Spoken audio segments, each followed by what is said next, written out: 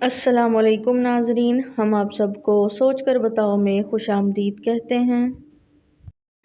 سوال نمبر 1، اللہ تعالیٰ کے سوا کسی اور کی قسم کھانا کیسا ہے؟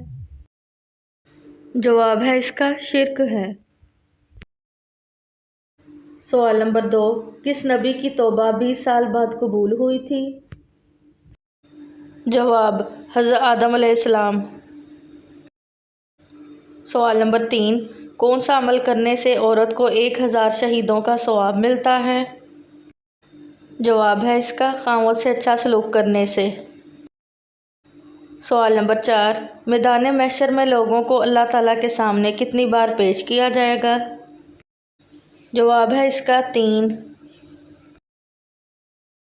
سوال نمبر 5، جسم کی زکوٰۃ کیسے دیتے ہیں؟ جواب روزہ رکھ کر۔